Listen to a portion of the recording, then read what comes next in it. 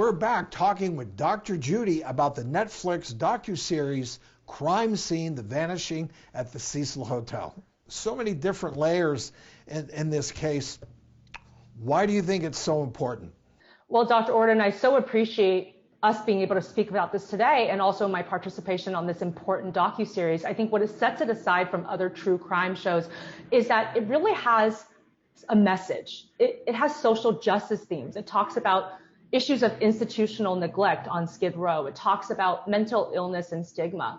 And it is so important because Elisa did bare her soul on these Tumblr posts. I think that's why people felt like they could relate to her and why her story captured the nation in 2013, and it is again now. She's very relatable. People see what she writes about and they recognize, wow, I felt this way, or somebody I know felt this way. And I also want to just recognize the family, the feelings that they must be going through. They're probably grieving Elisa all the time. And I just want to recognize that it is important to give them the space to continue their grieving process. And I hope that they can feel comforted by the fact that Elisa's story educated all of us. We still have a lot of work to do in the area of mental illness awareness, trying to reduce stigma, especially for certain populations like specific BIPOC cultures, and also educating people on what good treatment is and knowing that there's nothing wrong with receiving treatment, because that isn't a mark of some kind of problem in your life or some kind of defect in your character. We all struggle, and with physical illness, we wouldn't hesitate to treat it.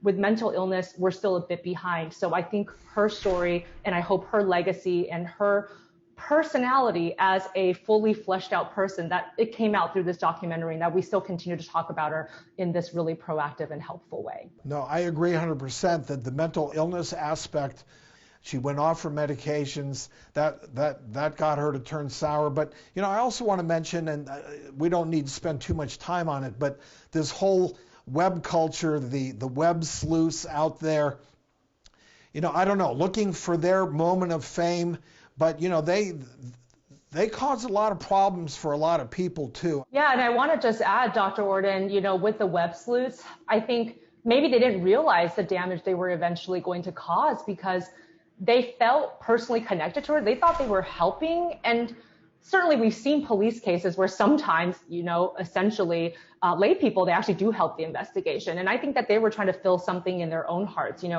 When you feel out of control, when you see something bad happen to a good person, that makes you feel out of control in your own life sometimes. Like, I need to explain this so I understand what happened so I can prevent it from happening to myself or people that I care about.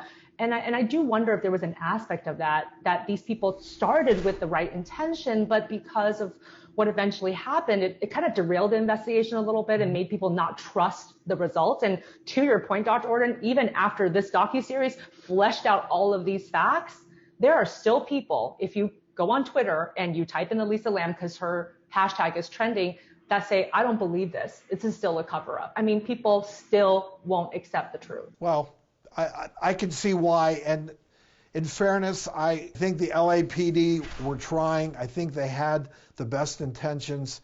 Things did fall through the cracks. I don't think they didn't get all the information up front initially, especially from the family. So multiple things going on, and unfortunately, that's why it took so long to come up with that diagnosis. But for all of you out there, be sure to check out our own Dr. Judy in this documentary streaming now on Netflix.